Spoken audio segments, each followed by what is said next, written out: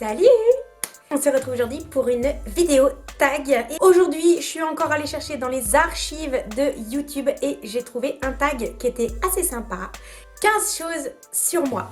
Alors, on se connaît pas vraiment tous ensemble, même si on s'apprécie beaucoup, n'est-ce pas? 15 choses spéciales qui me concernent ou qui sont arrivées, des choses un peu loufoques, des choses qui sortent de l'ordinaire. Et c'est parti! Première chose qui me concerne et qui n'est pas si courant que ça, c'est que je suis gauchère. Alors vous ne le saviez certainement pas, j'écris de la main gauche depuis toute petite. En quoi c'est spécial? Eh bien tout simplement parce que chez les garçons il y a un gaucher pour 10 droitiers. Mais par contre chez les filles il n'y a que 0,5 gauchères pour 10 droitières. La proportion de gauchères est encore plus petite que la proportion de gauchers. Et quand j'étais petite en fait j'écrivais complètement à l'envers, c'est-à-dire comme ça, de droite à gauche. Et ma maîtresse s'arrachait les cheveux. Elle me disait mais arrête d'écrire comme ça, écris de gauche à droite. J'écris quasiment aussi bien de droite à gauche que de gauche à droite. Deuxième chose bizarre me concernant, c'est que j'ai gardé tous mes agendas depuis la 6e. Ah. Et voilà! Et je vous assure que j'ai galéré pour remonter ça du sous-sol, c'est vraiment pour vous, hein. J'en peux plus. Tous mes agendas depuis la 6e sont ici. Et donc le premier agenda date, allez je vous l'annonce, 1990. Voilà, et c'était un agenda Chippy.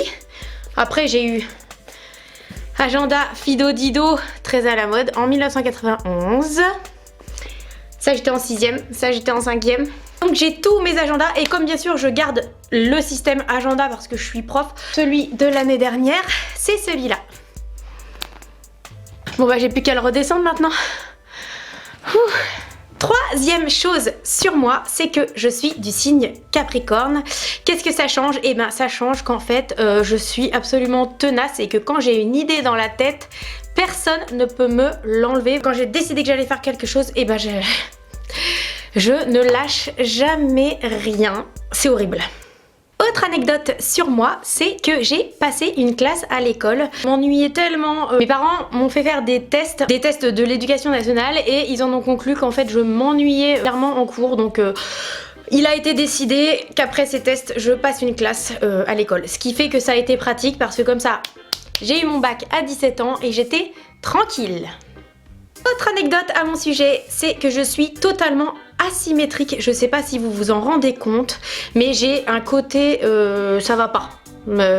J'ai un côté qui est plus petit que l'autre et surtout entre mes deux jambes, j'ai 13 mm d'écart entre la droite, entre la jambe. Je suis plus petite d'un côté que de l'autre. On est limite pied-beau là quand même un petit peu, hein, mais bon, ça m'empêche pas de vivre normalement. Autre anecdote, ça concerne mon papa. Il est parisien et malgré que sa maman lui ait offert des cours de piano avec l'accompagnatrice de l'Opéra de Paris, il a décidé de faire du jazz. Et dans les années 60 à Paris, il a écumé les boîtes de jazz. Quand il était ado, il était pote avec Gilbert Montagnier. Ensuite, il a été embauché comme pianiste chez Régine, après Gainsbourg. Et quand j'étais petite, en fait, on était amis avec Michael Jones, sa femme et ses deux filles. Et c'était très sympa, on passait des bons moments. Jusqu'au jour où Michael Jones s'est taillé avec Goldman. Et à ce moment-là, on ne l'a plus jamais revu. Quand la musique sonne, sonne, sonne, sonne. Autre anecdote, j'ai un nom alsacien, mais mon père est parisien, ma mère est normande et une partie de ma famille a vécu à Marseille. Logique. Anecdote suivante, je fais le grand écart. Alors oui, on peut me dire bravo, tu fais le grand écart, c'est bien. La différence, et ce qui est un peu bizarre en fait, c'est que je fais le grand écart sans jamais avoir travaillé ma souplesse. C'est-à-dire que je fais de la danse classique, mais c'est récent. Et quand j'étais petite, j'ai jamais fait de gym puisque je passais 100% de mon temps au conservatoire. J'ai fait ni gym, ni danse et je fais le grand écart. Mystère. Anecdote suivante, après ma 3e grossesse, j'étais en surpoids. Ça peut peut-être pas se voir comme ça, mais je faisais il y a 3 ans 75 kilos, je faisais une taille L. J'ai perdu plus de 22 kilos après ma grossesse. Ça peut être difficile à croire, mais pourtant c'est la réalité. Si jamais ça vous intéresse d'ailleurs de voir comment j'ai réussi à perdre ces kilos là, je vous mets le lien juste là.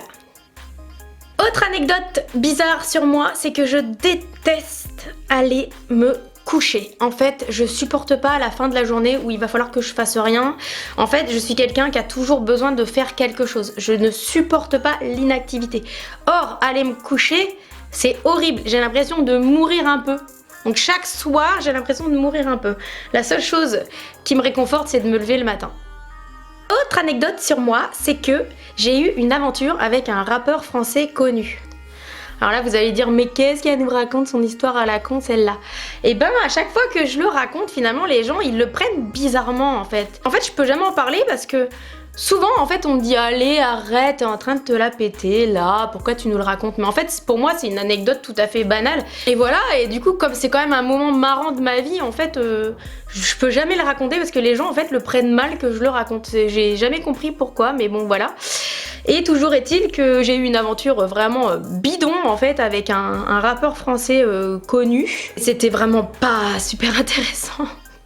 La seule chose c'est qu'à l'époque en fait c'était le début des téléphones avec des photos et quand on était parti aller manger au McDo, à la gare, quand on était parti chercher un grec, on s'était fait mitrailler en fait par les gens, on était tous les deux. J'avais peur en fait le lendemain de me retrouver dans le magazine type Oups, truc comme ça, la nouvelle conquête de machin chose et ça m'avait fait un peu flipper parce qu'on nous avait quand même pris en photo pas mal de fois. Vu le peu de temps que ça a duré, de toute façon j'ai échappé à ça. Et puis après j'ai appris justement dans les journaux à scandale comme ça qu'il sortait avec Christine Angot. Et là je me suis dit waouh, en fait Christine Angot, moi on n'est pas le même type de nana quoi. Autre anecdote sur moi, c'est que je fais du chant lyrique depuis 2 ans, mais que ça me passionne. J'ai comme nouvel objectif en fait de passer ma médaille d'or de chant lyrique. Je rappelle que je sors du conservatoire en piano classique en fait, et là j'ai réussi à rentrer et du coup mon prochain objectif c'est celui-là.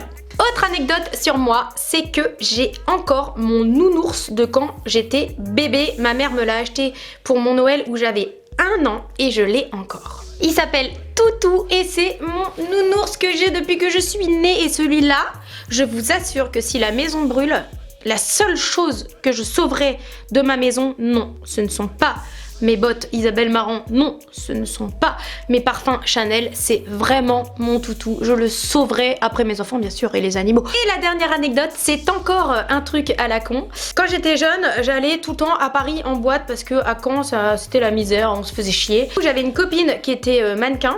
On allait dans une boîte qui s'appelle Planet Hollywood sur les Champs-Élysées. Un soir, en fait, c'était le jubilé de l'équipe de France de foot, mais c'était en 99 ou en 2000, je sais plus. J'arrive au Planet Hollywood, je monte l'escalier et je vois un mec qui est tout seul en train de monter, mais genre en train de se galérer, il boitait, il se tenait à la rampe et tout. Et je me suis dit, bon, je vais l'aider parce que là, vraiment, il galère. Et en fait, quand je suis allée vers lui, eh ben, c'était Ronaldo. Alors c'était pas Cristiano Ronaldo parce que je vous rappelle que j'ai presque 40 ans. À l'époque nous c'était Ronaldo de la finale France-Brésil 98. Hein, 1 et 2 et 3-0.